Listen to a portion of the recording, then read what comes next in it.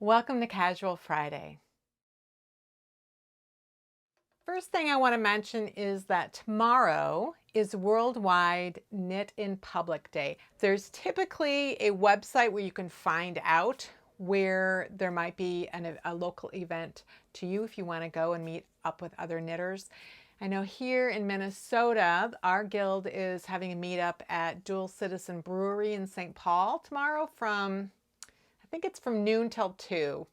But it's certainly on our guild's website. But so if you're interested in participating in Worldwide Knit in Public Day, I will provide a link down below that will allow you to see if there's anything in your area that you could go to.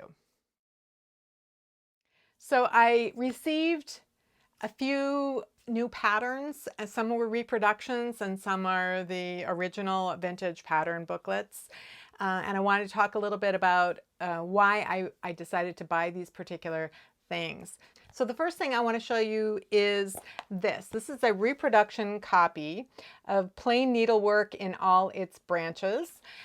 This is that Finchley manual number 4 that I was telling you about last week. It is available to look at digitally, but some of the scanned images, particularly in the section on knitting, because this includes all sorts of needle crafts in here, including sewing. And the pages that had to do with knitting a stocking, there was a section of it that was smeared. It was blurred because of how it was scanned. So I decided to order the reproduction copy and see and cross my fingers that it would be very clear and then I could read the entire thing, and it is. So I'll leave a link down below. I think I bought this off Amazon. So it's this Kessinger Legacy reprints because it's a historically significant book. So they're doing these reproductions. So that's one of the things that I got. I also got my original copy of the booklet where my World War I sweater that I'm knitting right now, the booklet that it came from. Again, it's available digitally online. It's scanned images online, and some of the details in the knitting were difficult to see. There's in particular the cuffs.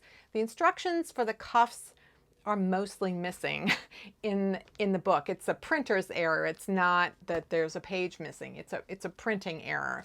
Most of the instructions, and while I could use any kind of ribbing pattern that I wanted, I wanted to confirm that the cuff pattern was the same as what was used for the main body, only fewer stitches and smaller needles.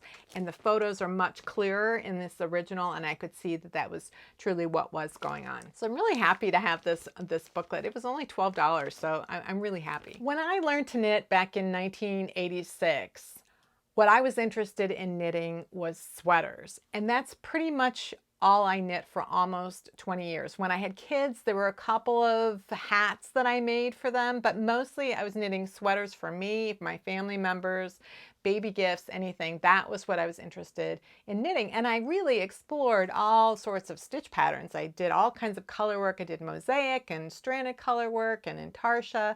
I did cables, I did lace. I really did everything, but it was all in the context of sweaters from the 80s and 90s that were mostly very sort of rectangular shapes. So there wasn't a whole lot of shaping going on. So it wasn't until I came back to knitting after sort of a hiatus of a few years where I wasn't going to the yarn shops and I was knitting from stash if I had a gift to give. And I wasn't really, I never had met any knitters. For the first 19 years I was a knitter, I didn't know any knitters except my flatmates in Ireland who helped me learn to knit initially, but I didn't know any other knitters. When I came back to knitting in 2005, I realized that the knitting world had gone online. There were bloggers who were sharing their projects and they were sharing techniques in blog posts. There were email groups that were specializing in things like socks, and there were websites that allowed you to find local stitch and bitch groups. And so I was meeting knitters in real life and online and learning way more. And I really started expanding my repertoire in terms of what I was knitting. And one of the things that I really fell in love with was socks. Now, when I started looking at vintage patterns, I had that same initial focus of when I learned to knit, which was I wanted to see how sweaters were knit. How were they constructed? What were the techniques used? What were they doing to shape? How were they doing all of these construction efforts? Because to me, socks were socks. I mean, stockings maybe were longer, and so they would have incorporate some shaping, but I really didn't feel like there was a whole lot to learn in terms of sock knitting when I started looking at vintage pattern. But I did want to explore this idea that knitters of 100 years and more ago were somehow more expert than knitters are today. And that may be true in some cases. I think it's a false assumption that everybody who could knit 100 or more years ago was good at it. I think some people did it out of necessity, and they may have gotten pretty good at knitting the sort of specific things that they were knitting for their families or even to make extra money, but that doesn't mean that they were expert knitters. And it just seemed that way to me from reading the patterns, like the kinds of things that they were saying and also what they weren't saying, that in some respects knitting was simpler and less refined in terms of there were certain techniques that were used to accomplish certain tasks, but I didn't see the level of refinement in those patterns that we today as knitters can put into our garments, whether it's in the design or not. Like we know, like, oh, I don't like those increases, I'm going to use a different increase, and we have a way to look those up and find out why it's not working. We can go online and get more help, so it's easier for us to learn new things. So one of the things that I was really noticing was that short rows were being used in sweater patterns. For the first sweater, the Edwardian sweater pattern I knit had short rows, very simple short rows, just turn and work in the other direction. The pattern I'm working right now has two kinds of short rows. One is just turn and go back in the opposite direction. The other is to turn and slip a stitch, which is the sort of most basic refinement. As I kept looking through sweater patterns into the more and more decades, I really thought I was going to see wrap and turn short rows show up somewhere, and I haven't.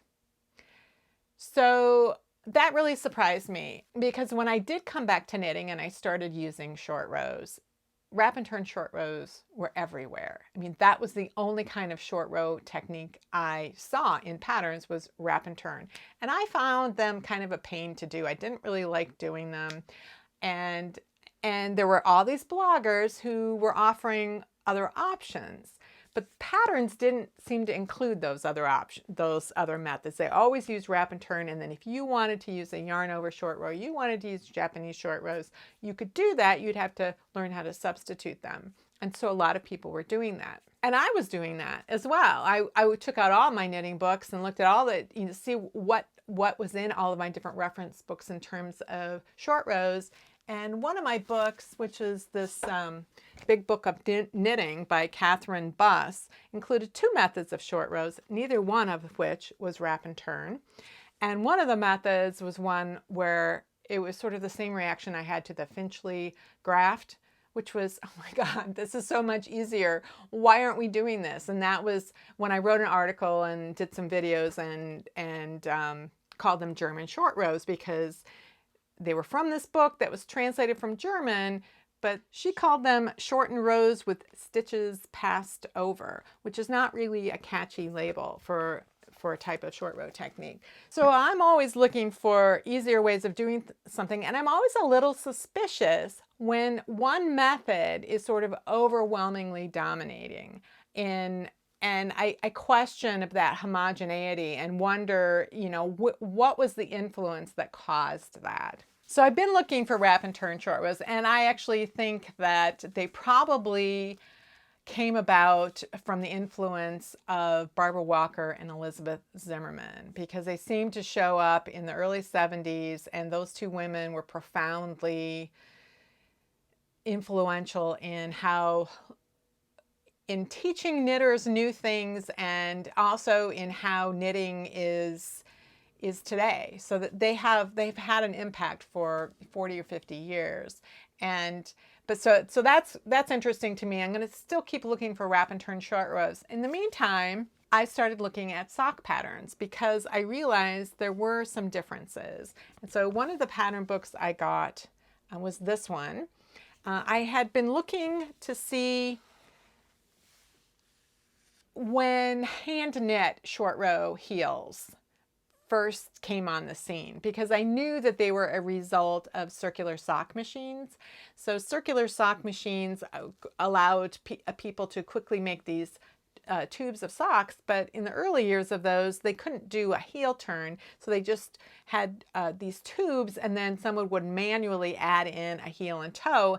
I'm assuming that the heel they added was a peasant heel. In other words, they just knit a sock toe and then knit another sock toe where the heel was. I'm assuming that's what was going on, but I'm not sure.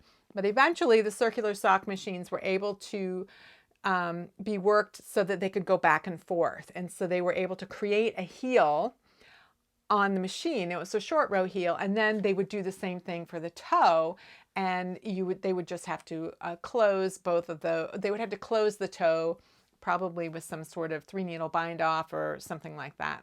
But I was curious, well, when did the hand knit short row heels come on the scene? And I started looking at vintage sock patterns, and I found a picture of one, and it looked in the picture like it was a short row heel, but I couldn't tell for sure. Sometimes something looks like a short row heel and it's a peasant heel, but it didn't have that kind of wider band at the side that peasant heels usually have. And I looked at it and it said it was an auto heel. I'm like, what is an auto heel and why would it be called that? So I started looking for auto heels, and this pattern book has a pattern for a sock with an auto heel in it, and it's a short row heel.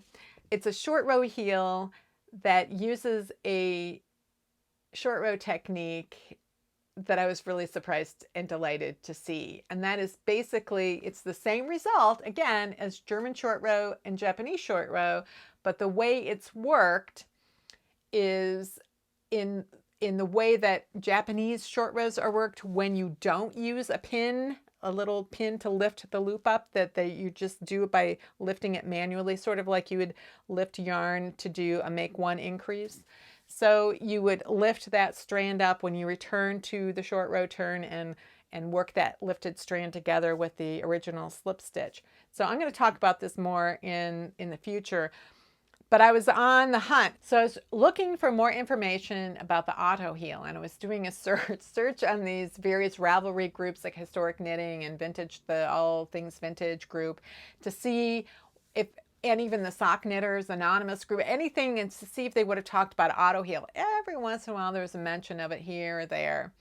And then I finally found that somebody had mentioned, well, that Richard Rutt claims that the auto heel was based on the machine knit socks, and that the first instance of that was in, such and such a date. But that's not true. And Weldon's Practical Stocking Knitter had that same heel, only it was in 1885 or 1886. And it was called the Niantic heel. So I was like, oh. So I started looking for that. And it turns out that Piecework magazine, which is an interweave publication, some number of years ago started creating reproduction copies of Weldon's Practical Knitter. Weldon's was a monthly publication, and it started, I'm not clear on if it started in 1885 or 1886. It's a little fuzzy getting exact dates. They came out every month with something. It was either called Weldon's Practical Knitter or Weldon's Practical Crochet or Weldon's Practical Stocking Knitter. So they had something each month. The newsletters were numbered numerically. So the very first one they published was number 1, the second one was number 2, etc. But they also numbered them based on the topic. So the very first Weldon's Practical Stocking Knitter was issue number 11, but it was the first series of stockings. And then the second one was number 13, and that was the second series.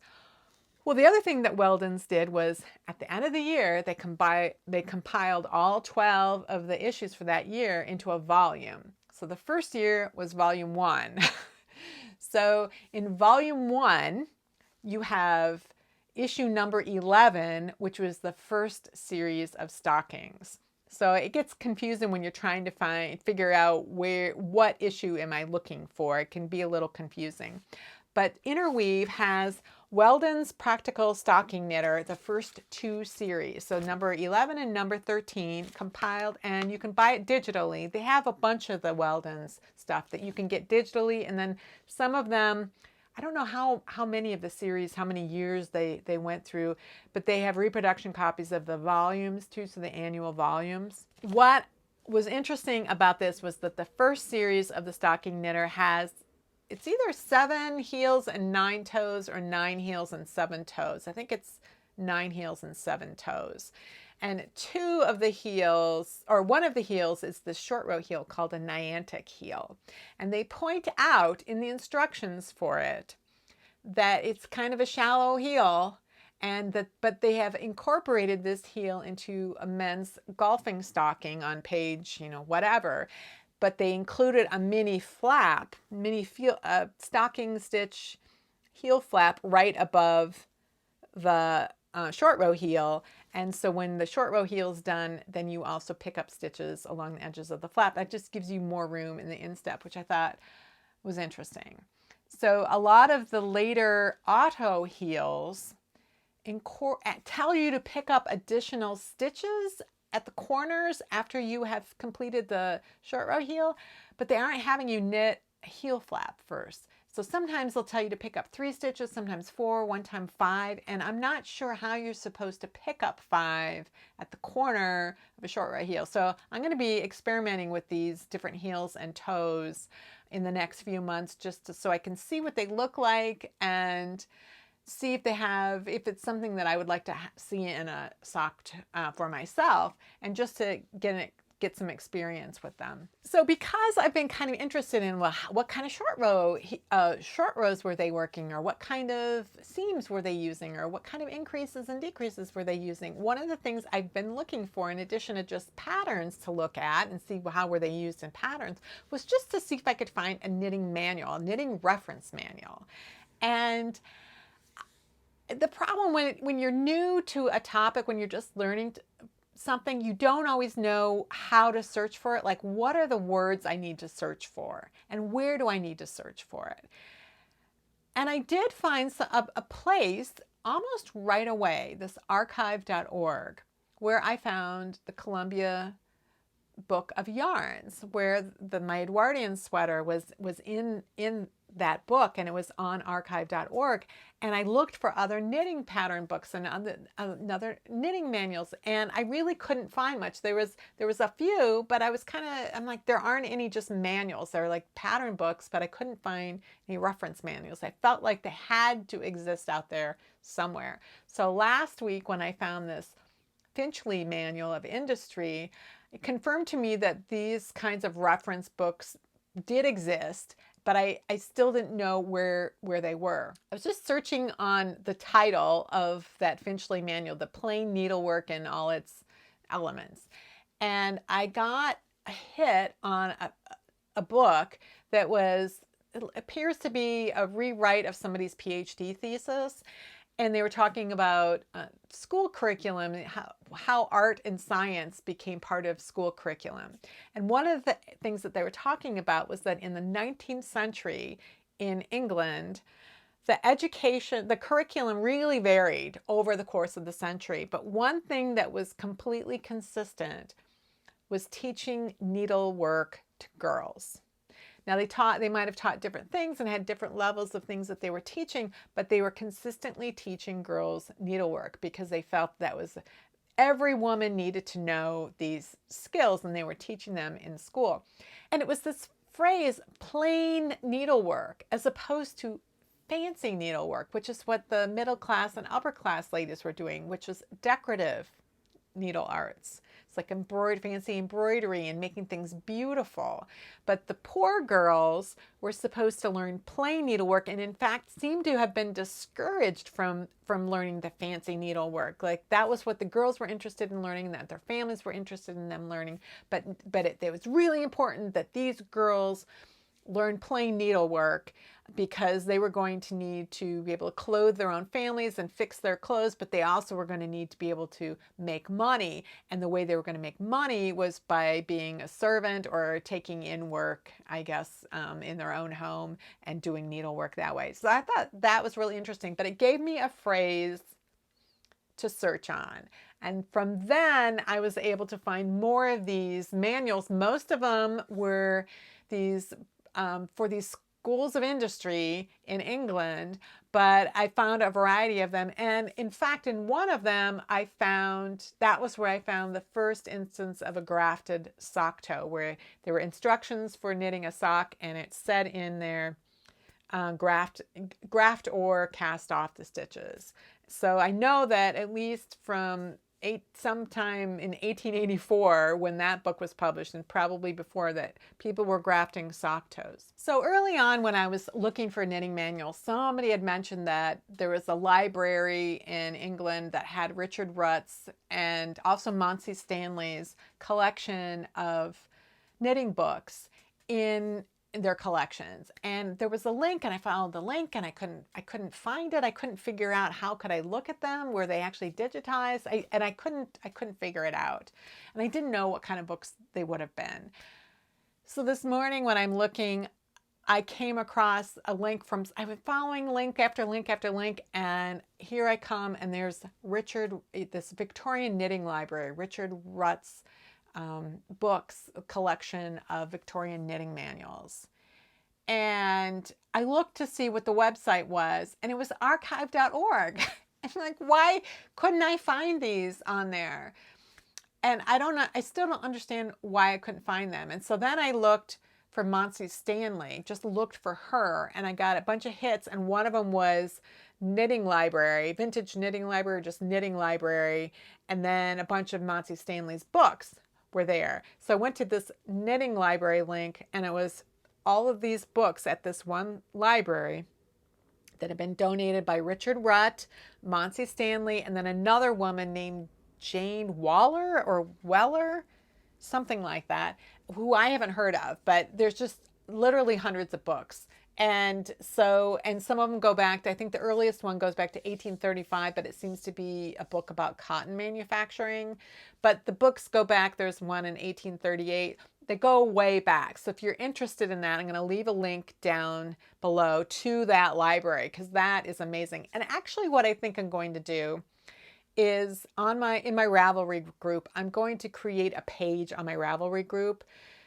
I have pages for different things. I have pages that are links to my articles I've written for Interweave. I have videos, like last year's videos. There's a chronological order, and then this year's Casual Friday and this year's Technique Tuesday videos. Those are on pages.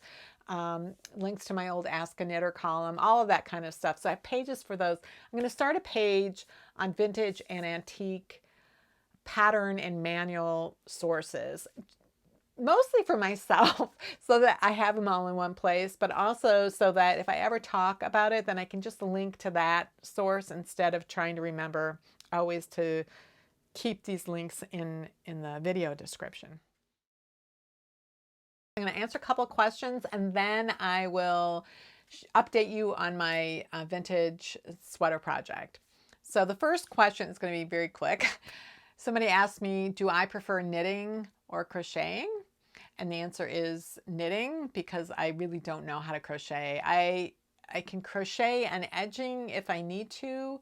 Like I can do a single crochet edging or a slip stitch or something. I don't enjoy it. And because of the types of things I enjoy making, which are sweaters and socks, I feel like each craft can do anything, you know, can create any kind of garment, but each one is best suited for specific types of things. Like they just do a great job. Like if you like making little stuffed animals, crochet is an amazing way to basically sculpt something in crochet. I don't like making toys. So I I don't do that. I don't make a lot of blankets. Some people who crochet really, they love making blankets. It's not something I enjoy doing. Like I said, I like sweaters and socks. And for me, the fabric that knitting can create for those two types of garments is, I just prefer it over what you can do with crochet. Not everybody's going to agree with me, but that's my preference. So I have a lot of videos on sock techniques. And there's specifically techniques that will help you make your socks fit better. They are not videos that walk you through the process of knitting a sock from beginning to end.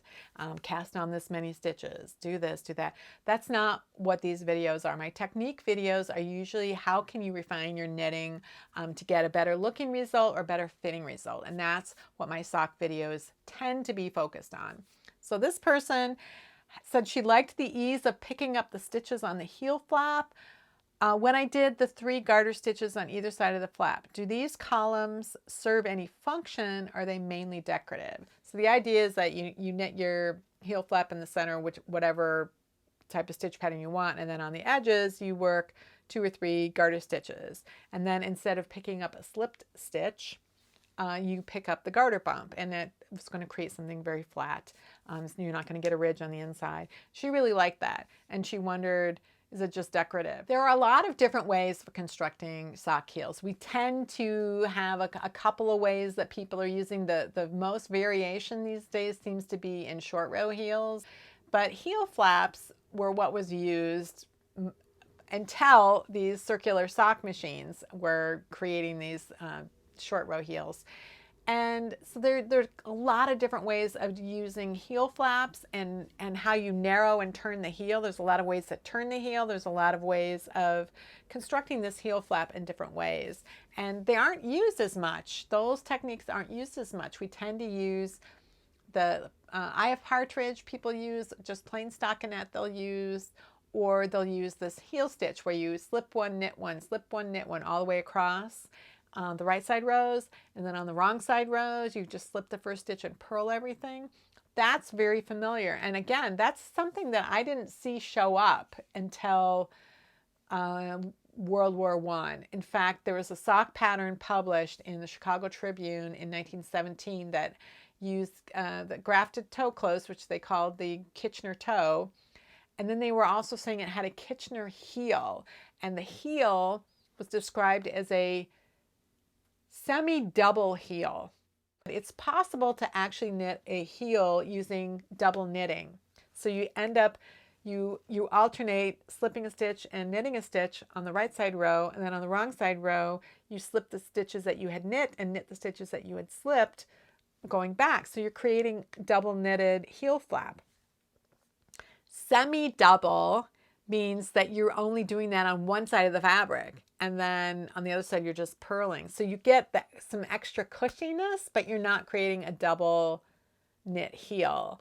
And I thought it was really interesting, and I haven't been able to find any heel flaps that were knit like that prior. So World War I really had a big influence on how we are knitting socks today, which I'm finding really interesting. In that Weldon's Practical Stocking Knitter, there's somewhere between 7 and 9 different types of heels, and one of them has little garter stitch edge on them, and they call that one a German heel. They had different country names for, they had the Dutch heel and the German heel and the Swiss heel and this heel and that heel.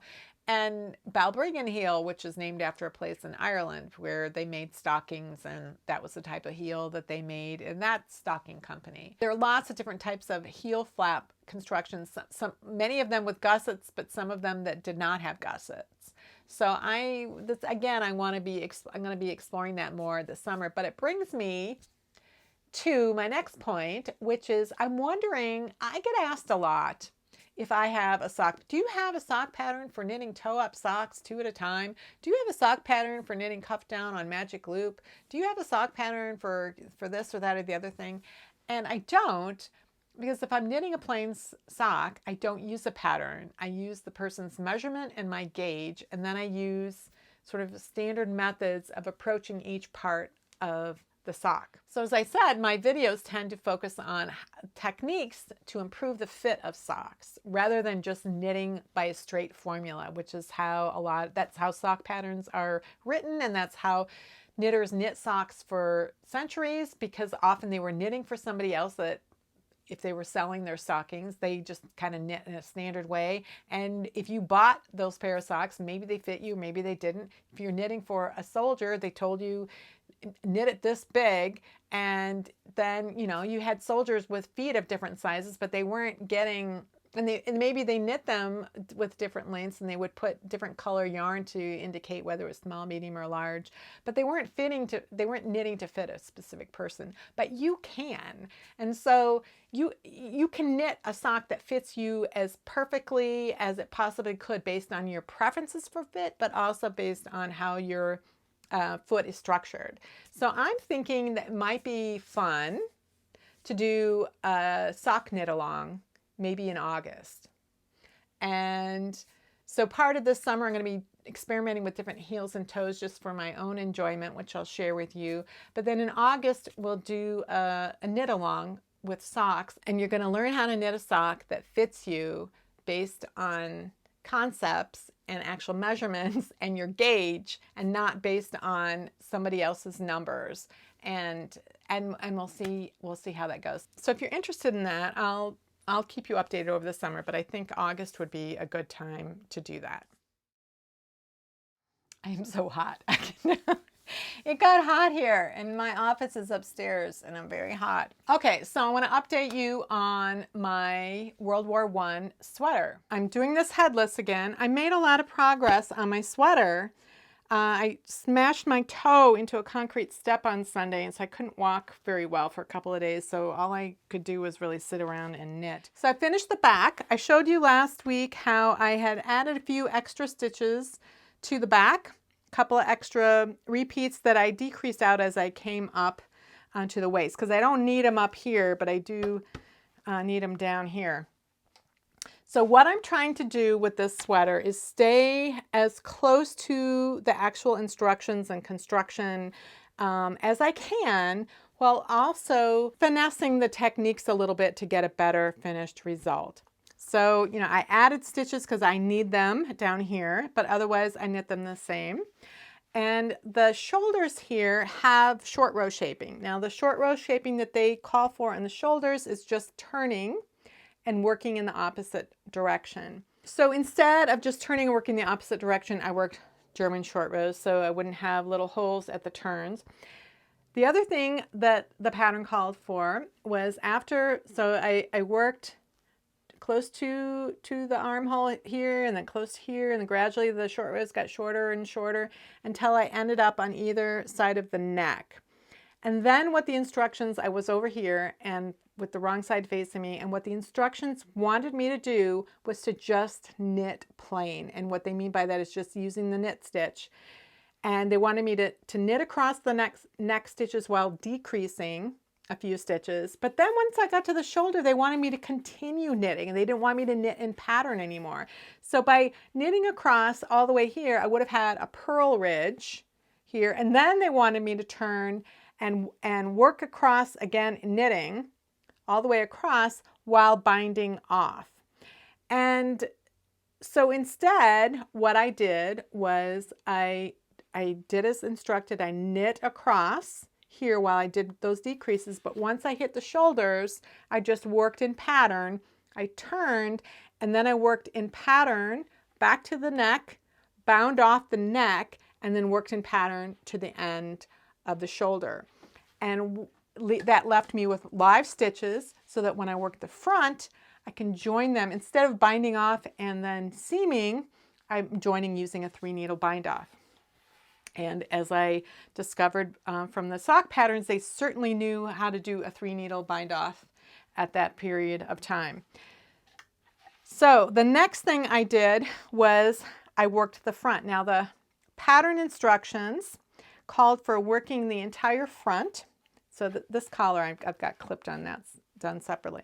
So I was to cast on and knit the entire front, and then the instructions were to knit this pocket by knitting it as a patch. So cast on 23 stitches, work in the same stitch pattern for 32 rows, and then 10 rows of garter stitch and bind off. And then at the end I was supposed to sew it on and line it up with the ribbing that's already there. That is my least favorite way of creating a pocket. It's very easy to knit, but then you have to sew, and you have to sew it on the right side of the fabric, and it's very futzy, and I'm never happy with that result. So this looks a little bulgy now because the ribs are pulling in when this is blocked. The instructions are very clear about how you need to block this so that it doesn't pull in and that it's sufficiently wide and will fit you. I think they were very concerned about things being too tight in the bust for people. They wanted everything to be a little bit looser. Another option, instead of sewing the pocket on, another option would be to knit the pocket and then leave the stitches live.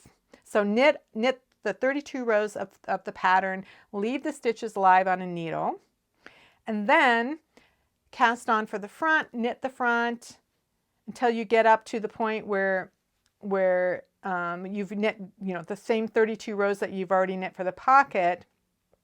And at that point, you put the stitches that are on the front of the sweater onto waste yarn, and as you knit across the front, you join the pocket, and then you knit the front, and then you come back later, take the live stitches for the front, and then you work the pocket top, and then you'd still have to sew this down in the front, and then on the reverse side you'd have to sew the pocket flap to the inside. That's very common, but again, not my favorite.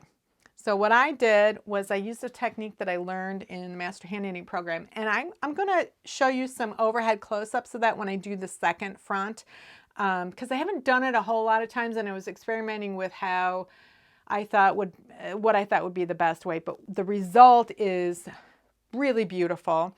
It's futzier. It's kind of a pain, but they all have things about them that are futzy and kind of a pain. This result is so much better, and I will always do that anytime I have a pocket to do. So then what I have done is I seamed it. This sweater was meant to be seamed, and I didn't want to knit this seamlessly. I think it would be tempting to do that if you were the kind of person who hated seaming, but there were a couple of reasons why I wanted to make sure that I was seaming. One was, again, staying true as much as possible to the construction method, but the other was that the circumference of the sweater has only 40% on the back and has 60% from the front. So I have marked a couple of pins right here. This is on the seam line of the shoulder of this dress form. The seam of the sweater is actually behind this pin. It's back here because there's more fabric in front than there is in back. And the other thing is, because I had shoulder shaping for the back but not the front, the number of rows that I have on the back are fewer right at the armhole than they are up at the neck. So what that does is it causes the front to come over and sit at the top, and so the seam is just behind the center of the armhole. The sleeve instructions for setting in the sleeve tell me to place the seam of the sleeve forward of the side seam of the body. So have it be a little bit forward, and that's also going to then rotate the sleeve cap, the top of the sleeve cap, and then it'll end up being centered right at the seam line right here. So the sleeve, instead of being centered the way we normally see in contemporary sweaters where it's just sitting right like this, it's going to be rotated a little bit forward. And that's a dressmaker's technique because our arms come forward. So it just creates a better fit. So I'm really interested in seeing how that affects the fit of this sweater. So the last thing I did this week was I knit half of this collar. So I only had the very last line of instructions for the collar. The collar instructions are missing from this pattern. Like I said, it's not like there's a page missing. It's a printer's error. And the instructions were repeat last 3 rows until 2 stitches remain, bind off. So what that sounded like was that part of the collar was coming down, was being decreased gradually until there were 2 stitches left and they were binding off, which meant it sounded like the collar started on one side increased coming up would come around the back and then down and being decreased. So I had to figure out what was going on from the shoulder around the back of the neck. And what I've decided is that I'm not going to work the collar in one piece. I'm going to work it in two mirrored pieces. So I started with 2 stitches here and I increased 1 stitch every 3 rows, which meant that I'd get a stitch here and then a stitch here and a stitch here. So it gradually created this symmetrical piece of sort of triangular knitting. And I did that until I had as many stitches as I had lost from doing the decreases for the front. And that brought me up to the shoulder. And then I had to figure out what I was going to do for the back. So what I've decided to do so far is I worked some short rows right at that join where the collar has to go around the corner. And then at the point where it's supposed to be in the middle, I've done a few more short rows just to see if that's going to add enough room to the collar to allow it to lay flat. So I'm doing the collar in 2 pieces because that way I can get the fit at the back of the neck. If I tried to do it in one piece and it wasn't fitting right, I would have to rip out half of the collar in order to adjust the fit. And also, I really want the fronts to look as much alike as they can. And, you know, even though it's garter stitch and it's probably not super noticeable, I worry that the decreases won't quite match the look of the increases on the other side. So I'd rather knit them both up this way. And then I can join them in the back using a finessed version of the 3-needle bind off where the chain lies perfectly flat on one side and then on the other side it just looks like it's been grafted in garter stitch. So I'll arrange that so that when the collar's flipped over you won't really be able to see that it had been seamed at all. So that's my plan. And it'll be a lot easier to work with 20 rows on each side, plus or minus a few, than it would be to have to try to deal with the entire thing. So at this point, I'm about 40% complete with the entire sweater. So I think I can really get this done before the end of the month. I'm sure that my interest is going to slow down a little bit, particularly as I start to work on sock heels and sock toes a little bit more. But I really want to get this sweater done and then move on to the next thing. That's it for this week's Casual Friday. If you have any comments or questions about today's video or suggestions for videos you'd like to see in the future, you can leave those down in the comments below or in my Ravelry group Rox Rocks. Thanks for watching, and I'll see you next week.